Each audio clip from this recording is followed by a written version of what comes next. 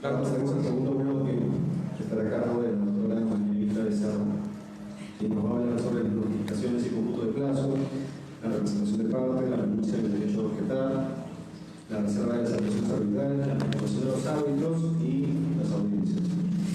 A ver, muchas gracias por la invitación y a todos por compartir este espacio. Creo que en la línea de lo que estábamos conversando en el bloque y aprovechando que este no es un evento formal, a mí me gustaría partir de dos premisas, ¿no? Primero, que cuando estamos hablando de arbitraje ad hoc, estamos hablando de un arbitraje que en teoría debería ser más fácil, más económico, más rápido, ¿no? Y en teoría deberíamos encontrar en el arbitraje ad hoc alguna diferencia sustancial del arbitraje institucional. Entonces la pregunta es dónde generamos valor para decir que efectivamente el arbitraje ad hoc es importante en el sistema arbitral. Esa es la primera cosa. Y lo segundo es que cuando hablamos de acuerdo a la ley vigente, y hemos tenido tantas, por lo menos en este momento la regla es que ad hoc van hasta 5 millones de soles y van para absolutamente todo. Entonces, obras, bienes, servicios, todo tipo de procedimiento de selección. Eso quiere decir que tenemos un gran bolsón porque efectivamente este monto es estadísticamente el monto mayor de contrataciones, ¿no? Entonces, tenemos un gran bolsón de contratos que eventualmente podrían llegar a arbitraje ad hoc. Entonces, la tercera pregunta que creo que es muy importante es, cuando estamos hablando de esta acta de instalación, creo que es fundamental que otra vez pensar en la estadística, de qué estamos hablando. Eventualmente coincido en que efectivamente si hablamos de la situación particular de una provincia alta, a 4.000 metros de altura, probablemente no hay internet. La pregunta es qué tan significativo es ese segmento del mercado en relación a todo el resto del país. Entonces, creo que si pensamos en una regla ad hoc, sí tenemos que pensar en estadísticamente qué cosa es lo relevante y hacer una cuestión que sea articulada, porque desde mi punto de vista no se trata de modificar una parte, un extremo, sino mirar el panorama completo y además teniendo en cuenta que estamos hablando de todo el país con todas las diferencias, las realidades que tiene el país, ¿no? Y en ese sentido, yo sí le he dado muchísima vuelta al tema de la notificación, porque son dos actos, ¿no? El primero, la entrega del escrito, que quienes litigan como abogados seguramente se han visto más de una vez en la necesidad de generar cajas y cajas de copias, y nos llegan cajas y cajas de volúmenes de papel, y la pregunta es si todo ese volumen de papel es realmente importante para resolver el caso, y si vamos a marcar y resaltar absolutamente todos esos documentos, y si es eficiente lo que estamos haciendo. Y la segunda parte es esta de cómo hacemos para notificar, porque justo a raíz de esta conversación, hoy día llamé a Olva y les comento un poquito. El costo de entrega local en Lima es 7 soles por acto y 21 soles a nivel nacional, y eso no implica el recojo, es decir, de entregar el documento hasta Olva. Y estamos hablando de entre 7 y 21 soles, sin considerar el tramo de la entrega del cargo. Y el tiempo total por cada entrega de notificación, el mínimo es la devolución de cargos, si es a nivel nacional, es entre 7 y 10 días. Entonces, la pregunta es, ¿cuánto tiempo, si sumamos cada acto procesal, cuánto tiempo estamos cargando en dinero y en tiempo para este modelo de proceso que supuestamente debería ser más eficiente?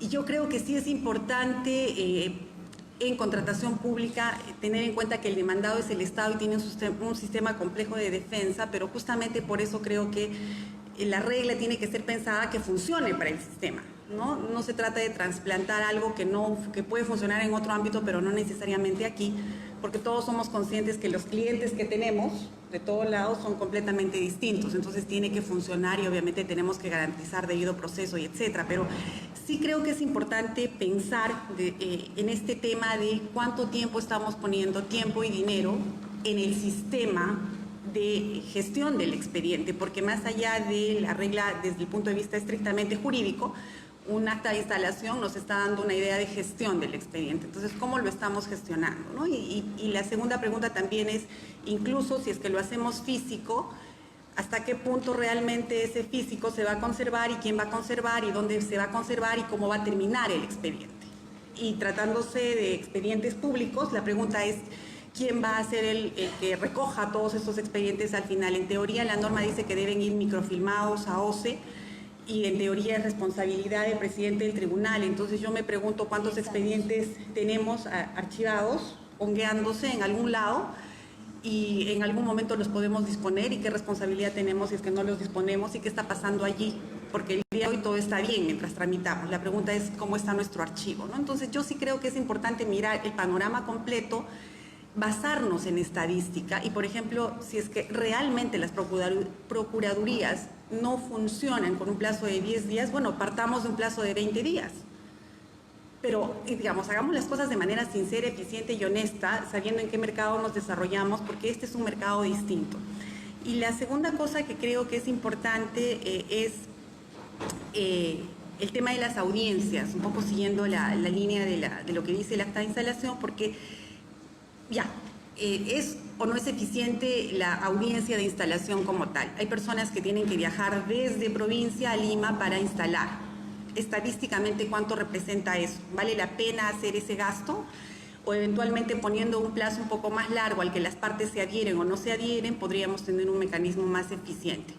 Y la segunda es el sistema de audiencias que está previsto en el acta de instalación. Tenemos más o menos el modelo del Código Procesal Civil que nos habla de audiencia de conciliación, fijación de puntos controvertidos, audiencia de pruebas e informes orales, ¿no? Entonces, mi primer cuestionamiento es, ¿necesitamos todas esas audiencias? La fijación de puntos controvertidos no podría ser por resolución enviada por correo electrónico. Y la admisión de pruebas, ¿qué tanto porcentaje de las audiencias sí tienen audiencia de pruebas y por tanto necesitan una estación de actuación de pruebas como tal? Si es que son la minoría, entonces conviene ponerlo eso como regla o deberíamos hacer al revés, ¿no? Esa es otra cuestión que sí creo que es importante mirar. Y la otra cosa que me preocupa en relación a las audiencias son el tema de las conciliaciones. Como sabemos, la norma actual le ha dado un peso importante a la conciliación y entonces la conciliación debe ser analizada antes de ir al arbitraje y en esa etapa ver si efectivamente hacer el análisis costo-beneficio y continuar con el proceso. En ese esquema, ¿tiene sentido mantener la audiencia de conciliación en este circuito de proceso o finalmente sería mejor omitirla dado que ya la hemos trabajado antes de del arbitraje? Y otra vez, ¿cuántas conciliaciones hay en el universo de procesos que maneja OCE? Si es que realmente no hay un universo significativo, estamos manteniendo la regla solamente porque la tenemos, pero no necesariamente porque la estamos usando. Y creo que sí es importante mirar el asunto para que efectivamente, si es que digamos, ha habido tanta discusión sobre la pertinencia o no del arbitraje ad hoc y nos hemos esforzado en mirar sus virtudes, la pregunta es si con estas cosas realmente es un arbitraje que está funcionando. Entonces yo sí creo que tenemos el reto por delante en el que todos deberíamos mirar de manera un poco más objetiva y sin duda yo creo que OCE debería liderar el tema, pero desde el punto de vista más estadístico, porque finalmente ellos son los que manejan el proceso, ¿no? ¿Cuántas audiencias son a nivel nacional? ¿Cuántas son en Lima? ¿Cuántas son de grandes entidades? ¿Cuál sería el plazo para que las procuradurías puedan responder realmente? ¿Cómo hacemos con la custodia del expediente? ¿Qué cosas son operativas de manera que esto esté funcionando? Porque yo estoy convencida de que el arbitraje de contratación pública tiene ciertas particularidades y probablemente un asunto que no hemos mirado con cuidado y sí deberíamos mirar es todo el sistema de defensa del Estado. Y ahí es un cliente distinto, es un operador distinto con sus propias características y obviamente el particular no tiene tampoco por qué pagar la cuenta, ¿no? Se trata de que el particular tampoco se perjudique y logre un laudo eficiente, eficaz en un tiempo razonable, ¿no? No se trata de que una parte resulte beneficiada en desmedro de la otra. Y ahí me quedo para Gracias. Muchas gracias a la doctora Becerra por los comentarios. Han quedado bastantes temas en exposición y creo que un primer tema que podríamos analizar es la notificación electrónica, ¿no? Utilizar las tecnologías de información en el arbitraje, ¿no? La notificación electrónica no solo es un ahorro en costos, sino que principalmente en tiempos y sobre todo porque elimina esta resolución que traslada los documentos escritos que presentan las partes. Yo quería saber qué opinan sobre la incorporación de la notificación electrónica en los arbitrajes ad hoc.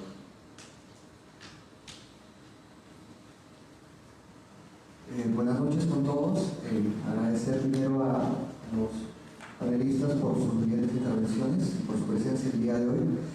Efectivamente, la notificación electrónica me parece que es un avance bastante importante en el arbitraje. Las instituciones arbitrales han dado un paso al frente, privilegiando este mecanismo de notificación, porque justamente, trayendo a colación lo que contaba la doctora Becerra sobre la notificación y este sistema de evolución de cargos, en efecto, es un dolor de cabeza, porque la incidencia práctica es que mientras no tengas el cargo no puedes contabilizar el plazo. Y muchas veces el plazo que otorgas, o que otorga la resolución que estás notificando, incluso puede ser menor al tiempo en el cual te van a devolver el cargo.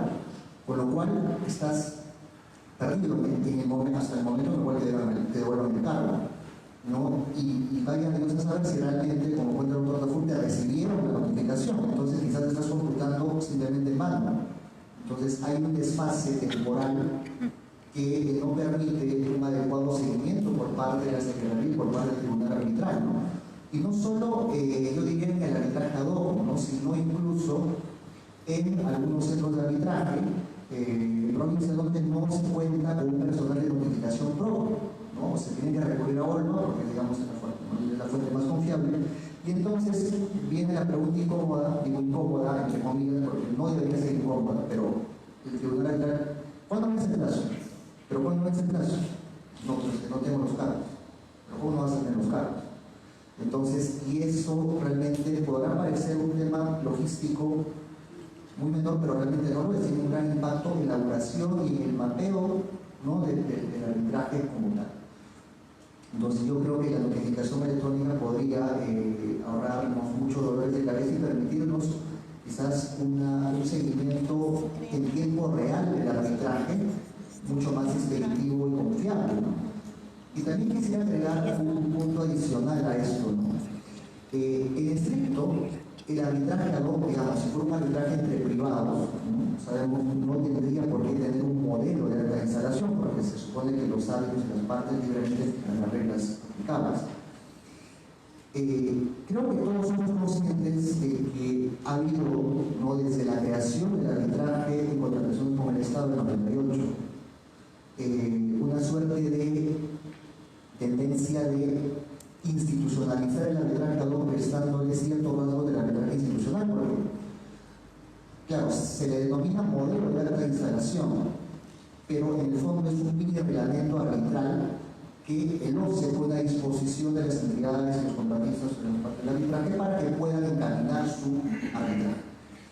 Entonces, la pregunta que me hacía escuchando en las intervenciones de los ponentes es: ¿no sería mejor, en todo caso, porque también la ley de arbitraje te permite, en un arbitraje ad hoc privado, remitirte en lo que sea aplicable a un reglamento institucional? Entonces, ¿no sería mejor que se diga: este es mi modelo de reglamento, ¿no? O estas son mis pautas del arbitraje? Y que todas las entidades sepan que eso es lo que se va a aplicar, y en todo caso, pues, se dé, como ocurre en los arbitrajes institucionales, un plazo para que las partes puedan objetar o, por ejemplo, pedir la aceptación de los plazos postulatorios, y que, vencido este plazo, el tribunal emitirá una orden procesal o una decisión ya dejando claro cuáles son las reglas del arbitraje. Yo creo que eso podría también ayudar, de cierta forma, a evitar este plazo y ese tiempo engorroso de instalación, porque hay que coordinar la fecha no solamente del OCE, ¿no? Que aquí en Lima tiene mayor infraestructura, pero en provincias es mucho más complicado instalar, ¿no? Porque hay solamente a veces una sala en las oficinas concertadas, no todos los árbitros pueden en la misma fecha. Si viene un árbitro de otra ciudad, también es un problema, ¿no? Para que puedan encajar las agendas, la entidad, el OCE, el contratista, los propios árbitros. Entonces, creo que deberíamos revisar todas estas cuestiones. Muchas gracias, Rigoberto. Otro tema que destacó la doctora Becerra es la necesidad de audiencias físicas. La necesidad de realizar audiencias para los partidos y la instalación. cuando se coordinan por correo el contenido del acta de instalación y el contenido y se presentan propuestas de delitos controvertidos, siempre el acta y ambas actas terminan adecuándose mejor a los intereses de ambas partes, cosa que no pasa cuando ambas partes llegan con la mente en blanco a la audiencia y recién ahí revisan las actas, ¿no? Las actas propuestas. Entonces quería saber qué opinión les merece la necesidad de realizar audiencias o la previa coordinación vía correo electrónico a la audiencia o de repente ya no hacer audiencia de instalación y audiencia de discusión de puntos controvertidos y coordinar todo por correo electrónico.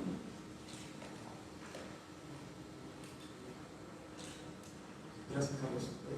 Yo quiero aprovechar para hacer antes de una intervención dos preguntas, aprovechando que Gina está acá, porque estamos hablando mucho de la problemática de las notificaciones electrónicas, de la necesidad de la audiencia física, y yo creo que es bastante rico que un representante de la entidad pública esté acá, porque tenemos que entender las preocupaciones reales que tiene la otra parte para poder hacer reglas y realmente a las dos partes nos satisfagan. Entonces, no sé si Gina te hago dos preguntas. Primero, ¿cuál crees que es el principal temor que tiene el funcionario público o el abogado de la Procuraduría Pública en pactar notificaciones electrónicas?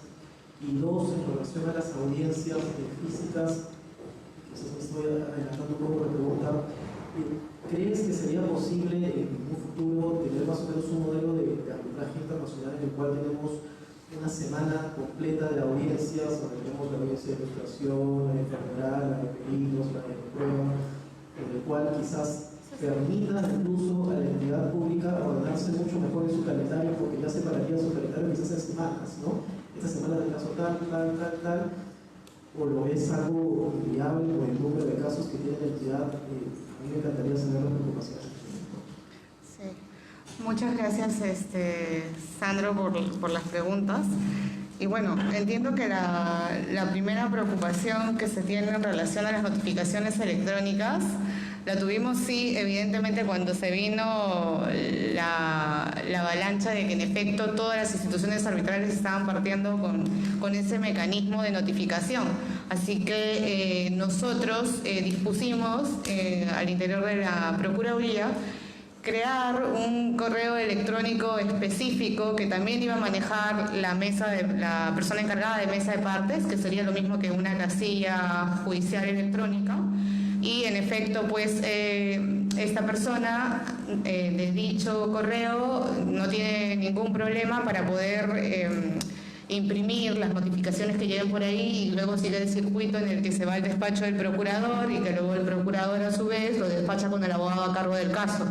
En ese sentido, no ha habido ningún inconveniente para efectos de la creación del medio que permita hacer efectivo la notificación electrónica. No, solamente hemos tenido un inconveniente en un caso específico porque justo había visto en el reglamento de la Pontificia Universidad Católica se dice dentro de los 10 días de notificadas las reglas aplicables a las partes se presentará la demanda, ¿no? Y hubo una situación en la que no se cumplió la condición primigenia que implica que empieza a correr el plazo para presentar la demanda, que es el que se notifiquen las reglas aplicables. Más allá de que en efecto habían las partes hecho este cruce de si iba a haber una negociación o no en relación específica para algún cambio. La regulación como tal no habilitaba el que corra el plazo para, ¿no? Entonces, allí, por ejemplo, pudo haber algún tipo de inconveniente que fue superado por la propia regulación de la norma contenida en el reglamento, que el Centro de la Católica lo entendió de esa manera, ¿no? Y a partir de que se notificaron las reglas, ya corrió el plazo, en este caso, para demandar, ¿no? Porque también hay que precisar bien desde dónde se computa el inicio específico de la notificación electrónica, ¿no? Pero luego, y más allá de eso, no ha habido un problema en cursar las notificaciones. Ahora, en el tema concreto vinculado a si podemos o no concentrar todas las audiencias... ¿El envío? Sí, si fuera como la cámara que permite mandar también por correo. ¿Le resultaría manejarlo? que manden las resoluciones por correo. Ustedes presenten por correo. Sí. Sí, de hecho lo estamos haciendo. De hecho estamos haciendo en varios arbitrajes, sí, el tema de específicamente... Los anexos son muy pesados. Sí, eso es único. Bueno, nosotros manejamos por el correo que se ha creado uno de Gmail, pero tenemos que mandar varios correos que digan parte 1, parte 2, parte 3. No, o sea, es que todos nos tenemos que adecuar. La Secretaría Arbitral también se tendrá que adecuar al momento de verificar aquello que recibe, ¿no? Y lo que sí se tiene que custodiar mucho es el acuse del recibo, ¿no? Sobre todo, porque es la única forma en la que todos tengamos, porque también es cierto que la encargada de mesa de partes tiene que imprimir cada correo que llega, incluso el acuse de recibo que va a constar como parte del legajo, ¿no? Para cuando haya algún tipo de supervisión también que la pueda haber por Contraloría, por ejemplo, de los expedientes. Eso por un lado. Ahora, no quiero, antes de pasar a la segunda pregunta, sí quería recoger un poquito la inquietud de la doctora en el sentido de los plazos, ¿no? Nosotros, o sea, planteamos como entidad plazos que sean razonables, no con la idea de que estos sean dilatorios. Ahora, por ejemplo, la práctica, la realidad ha superado la regulación interna que pueda tener la entidad, ¿no? Y, por ejemplo, nosotros hemos creado al interior de la entidad, en coordinación con los diversos programas sociales en este caso, directivas de asuntos procesales, que implica que los programas sociales o el sector, tiene que tener establecido que en determinado plazo, luego de recepcionar la solicitud de arbitraje o de puesta en conocimiento a la demanda, tiene que remitir la documentación. Incluso documentación que básicamente nosotros tenemos ya identificada o preidentificada, tipo una lista de items que nos tienen que enviar, de que ellos saben que ya nos tienen que remitir. Si no lo hacen, también se ha regulado una responsabilidad funcional respecto de aquellos funcionarios sea de Lima o sea de provincia, ¿no? Ahora, también es cierto que hay que considerar que pueden ocurrir que procesos del año 2013 se activen el día de hoy y eso está en el archivo de no sé dónde, que a lo mejor ya se cambió y esa situación excepcional puede originar que esa directiva a lo mejor no se cumpla, ¿no? Por lo general, nosotros solemos solicitar 15 días, solo en casos muy complejos y que sean muy antiguos, se puede pedir un plazo, pero sí muy excepcional, de 20 días, ¿no? Por eso yo hablaba en cuanto a la complejidad, se me ocurría el tema del MTC, ¿no? Donde allí supongo que a lo mejor sí requerirán mayor cantidad de días. Pero eso es algo que como entidad se ha buscado implementar para ser más eficiente, ¿no? Efectivamente, pero eso es algo que se tiene que traspolar a más procuradurías a lo mejor, de acuerdo a la realidad de cada lugar, ¿no? Y por último, perdona Sandro, la segunda pregunta de concentrar los actos en una sola audiencia y demás. Mira, en relación a la fijación de puntos controvertidos y que no haya una audiencia como tal, en principio no habría ningún problema de que eso pueda ocurrir y que se haga por una resolución, en la medida que se recojan de manera literal las pretensiones planteadas por las partes. Porque ha pasado en algunos supuestos que se ha abierto el compás a partir de la interpretación del tribunal para incluir algún supuesto que implique el que no necesariamente haya sido planteado por la parte, para poder entrar al fondo y ver ese aspecto. Entonces, en la medida que se plantee de manera literal la pretensión de las partes, no encontraríamos una limitación inmediata de que eso no pueda ocurrir. De hecho, se practica en varios procesos que tenemos también el que se prescinda de ese acto de la audiencia de fijación de puntos. Y el concentrar las audiencias, solo habría un problema porque en realidad en el sector privado generalmente se busca mantener al equipo que se tiene, ¿no? En la administración pública generalmente pueden haber cambios al interior de la entidad y ya las personas que estén allí ya no continúen, ¿no? Entonces el tema del recurso humano también puede ser un problema, ¿no? Entonces no sé hasta qué punto y en qué medida hay algunas situaciones que de repente en un corto plazo no nos permitiría eso que mencionas, ¿no? Sí. Sí, perdón. Una pregunta puntual para todo el panel. Sobre lo que comentaba yo también particularmente me parece muy bueno el tema de la prestación de carga, pero buscando, yo he visto ya que 3 entidades se le cayó el sistema y los arbitrajes han seguido. ¿Qué remedio propondrían, digamos, frente a eso? Porque ellos sí particularmente yo pensé que no pasaba eso, había pasado mal, pasaban 3, todavía grandes unidades. ¿Qué remedio se puede dar frente a ello? ¿Se les cayó el sistema? Claro, me dijeron, no llegó y encima se me la puse.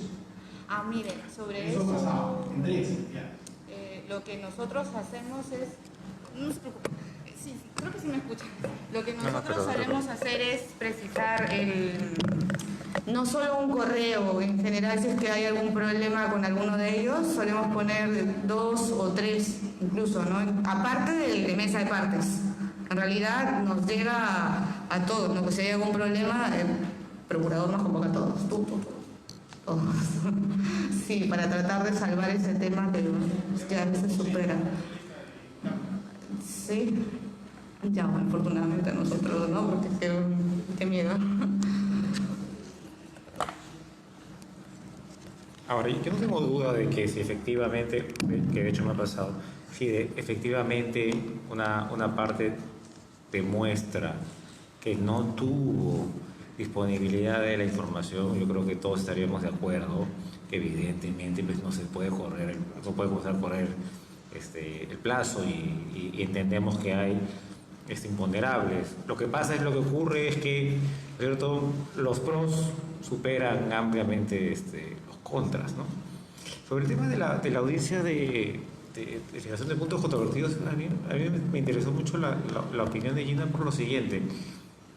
Yo creo que aquí tenemos que optar por lo práctico, ¿ok? Sería realmente hermoso que cuando uno llegara sería realmente muy bueno que antes de hacer una definición de puntos controvertidos, el árbitro, en este caso el árbitro, planteara las partes, no siento que presenten su propuesta.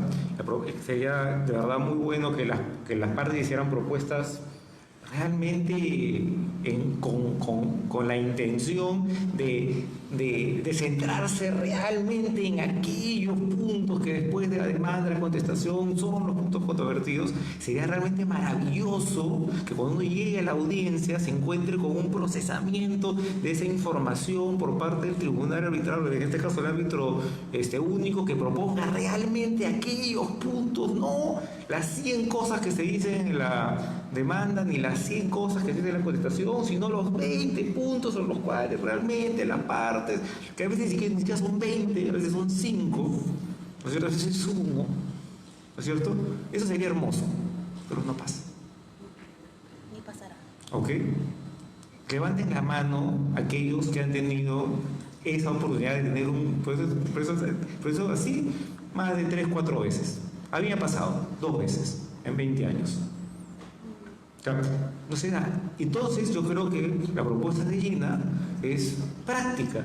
O sea, si al final el 99.9999999% de las actas de fijación de puntos controvertidos son una transcripción literal de las pretensiones, ¿para qué nos complicamos la vida?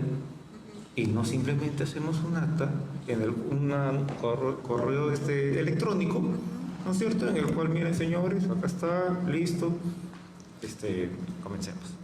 Segundo punto, el tema de la concentración de audiencias. Fíjense que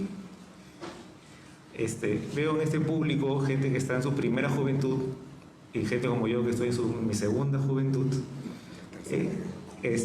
No voy a decir que Sergio está en la tercera juventud.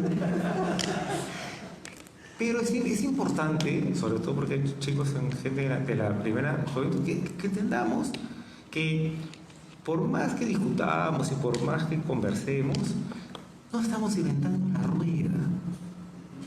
O sea, nosotros no hemos inventado la rueda. ¿Ok? Y hay formas de hacerlo que están súper probadas, que son súper, y que simplemente por algún tipo de herencia procesal judicial, una de ellas es, por ejemplo, la audiencia de fijación de puntos controvertidos y de conciliación, que yo sé paso, como bien dijo Hilda, yo no encuentro la forma como, primero no conozco nunca a nadie que haya conciliado en una audiencia de fijación de puntos controvertidos, tampoco me ha pasado. Y además, de acuerdo a la norma actual, parece que tampoco va a pasar. Este proceso. Claro, porque finalmente esa decisión de conciliar o no, para bien o para mal, ya se hizo. Entonces, y además, dicho sea de paso, ese nombre, fijación de puntos controvertidos, es una herencia procesal, ¿no es cierto? Señores, pongámonos de acuerdo en que se diferencian las posiciones de las partes, llamémoslo como lo llamemos. Entonces, hay un montón de cosas que podemos hacer. Una de ellas, por ejemplo, es, ¿no es cierto?, quitarnos de la cabeza esa secuencia que además no es una secuencia lógica, o sea, no es una secuencia cognitivamente lógica, y además no se hace así en los estándares arbitrales internacionales, no se hace de esa forma, que es, ¿no es cierto? Hoy hago una audiencia de fijación de puntos controvertidos. En 2 o 3 meses voy a hacer una audiencia de ilustración. Y con el perdón de los árbitros que están aquí presentes, mi percepción es que cuando me llaman a audiencia de ilustración, lo que me están diciendo es: ven a contarme el caso. Me da flojera leer, ¿ok? Así que ven a contarme, me da flojera imprimir además, ¿no es cierto?, tu link, ¿no es cierto?, con no sé cuántos documentos, no tengo papel, la impresora es muy cara, así que por favor ven y un PowerPoint bien bonito, ¿no es cierto?, y además por acaso no tiene más de 30 minutos para exponer tu caso, ¿no es cierto?, pero bien si me cuentas. ¿Ok? Esa, de hecho de paso, felizmente, yo la verdad veía en el acta de modelo de audiencia de ilustración y me paraba y me iba. La secuencia lógica es esta, ¿no es cierto, señores? Porque el proceso cognitivo es así, nadie se acuerda. Yo no me acuerdo lo que discutí con mi esposa hace 2 semanas, me voy a acordar. No sé, yo no soy vengativo, no soy resentido. Me voy a acordar lo que me dijeron las partes en una audiencia hace 3 semanas y ahora tengo que volverla a hacer. Concentración de audiencias es así, es bien sencillo. Y nosotros tenemos la lógica, que yo le paso más cognitivamente hablando, es incorrecta, de, ¿cierto?, mándame tu alegato escrito y después del alegato escrito, ¿no es cierto?, hacemos la audiencia de informes orales. Cognitivamente el cerebro humano no funciona así. Y de hecho, ¿no es cierto?, en el arbitraje internacional se hace en 1 semana de audiencias y hay una audiencia de inicio, que no es audiencia de ilustración. Son 20 minutos para cada parte, en el cual el tribunal le dice: cuéntame tu teoría del caso en 20 minutos. Tu teoría del caso. Señor árbitro, yo tengo la razón por las siguientes razones, en 20 minutos. Se actúan todas las pruebas, con todas las pruebas que haya que actuar. Si hay peritos, y si se le pregunta, el perito se le pregunta al perito, y si hay 2 peritos, y se mechan entre los 2 peritos, y todo. Y al final de la semana, bueno, que a veces no es 1 semana, a veces son 2 semanas, 3 semanas, en casos muy grandes, pero en 1 semana creo que dista tranquilamente para cualquier caso. Y el último día, más o menos el viernes, como a las 4 de la tarde, 3 de la tarde, cuando los abogados tienen oportunidad de almorzar por primera vez en varios días, que no sea una pizza encima del expediente, el tribunal agarra y dice: señores, por favor presenten sus informes finales. Y en 45 minutos uno le dice: por todo lo que te he probado en estos días, ¿te acuerdas que hace 2 días te dije? ¿Te acuerdas que hace 2 días yo le pregunté al perito, lo contestó el perito? Y a veces, cuando las partes lo piden, el tribunal dice: señores, ¿quieren plazo para presentar unas conclusiones finales por escrito? Que no son un alegato de páginas, sino que, señores, los puntos que se pasan conclusiones finales son estos. Son unos escritos más o menos breves. Pero ¿por qué? Pero esto no es, esto no es un tema simplemente de costumbres, ¿no? En el Perú es así, y en otros países es así. No, es un problema, es un tema de cómo el cerebro del juzgador funciona. O sea, cómo los procesos cognitivos de todos los sesgos cognitivos de un juzgador funcionan. Por ejemplo, el sesgo de anclaje. El sesgo de anclaje no es otra cosa que todos los seres humanos tenemos la tendencia a escuchar una primera idea Y la siguiente información, ¿no es cierto?, que recibimos, la intentamos anclar. A decir, es un sesgo, nuestro cerebro está programado en cientos de miles de años para funcionar de esa forma. De esa forma, cuando uno termina la semana de audiencias, independientemente que el laudo tenga 50 páginas, 35 páginas, 25 páginas, ¿no es cierto?, ya se sabe quién tiene la razón y quién no tiene la razón, que habrán puntos adicionales que hay que buscar. Lo que no ocurre, que sí ocurre en este tipo de procesos cuando haces alegatos orales y después alegatos escritos ahí orales, es que tú, ¿no es cierto?, recién se te retiene el tribunal arbitral y comienza a pensar, eso que dijo que está aprobado, ¿dónde está aprobado? Vamos a buscar el documento. Eso no debería ocurrir. Esto que no tiene que ver con que el arbitraje sea grande, con que sea chico, sino con que uno tiene que tener, ambas partes tienen que tener la mayor oportunidad, ¿no es cierto?, de expresar su caso, de defenderse y de que su caso sea decidido imparcialmente por los méritos propios de lo que está en el proceso. Y no hay mejor forma de hacerlo que en una semana de audiencias o concentrando audiencias. Les confieso, para los abogados es una tortura hacerlo, es una tortura, no se duerme. Yo tengo varios abogados que han renunciado después de esa maratón de audiencias, porque es realmente desgastante, pero sin llegar al extremo de ocupar toda una semana de 8 de la mañana a 10 de la noche. Sí hay, ¿no es cierto?, la posibilidad de hacer un buen cronograma, de fijar una audiencia este miércoles, una segunda audiencia el próximo martes, al final la siguiente el próximo jueves, y en 2 semanas terminamos. El gran inconveniente, lo adelanto, el gran inconveniente es que este sistema no admite postergaciones. Porque es la gran pregunta que nos queremos hacer, creo que nos tenemos que hacer. Este sistema no admite postergación por la sencilla razón de que más o menos todas las partes de un proceso arbitral, el árbitro, el secretario, ¿no es cierto?, o de diferentes ciudades, ¿no es cierto?, se tienen que programar. Entonces, para volver a ocupar una fecha en que todos coincidan, eso va a demorar. Entonces, cualquier postergación tiene que ser hecha realmente por supuestos muy excepcionales. ¿Qué ha pasado? Me ha tocado a mí el caso de que a mitad de un ciclo de una semana de audiencias, el abogado de la otra parte se enfermó. O sea, evidentemente es un supuesto que efectivamente que es atendible. No que una enfermedad que le impedía seguir participando, pero esos supuestos son muy extremos. Yo no pretendo con esto decirles que tengamos que cambiar todo y hacerlo todo en una sola semana e inventar el arbitraje express, ¿no es cierto? El arbitraje express, ¿no es cierto?, para que todo se mate de una semana. Lo que sí quiero decir es que si queremos mejorar el arbitraje, si queremos mejorar las prácticas arbitrales, si queremos adecuarnos a estándares internacionales de arbitraje y queremos solucionar el problema de celeridad del arbitraje, en mi modesta opinión, o se podría embanderar, ¿no es cierto?, podría enarbolar una bandera en la cual intentemos meter en el acta ciertos mecanismos en los cuales se hagan cronogramas y se den directivas y prácticas, ideas de cómo hacer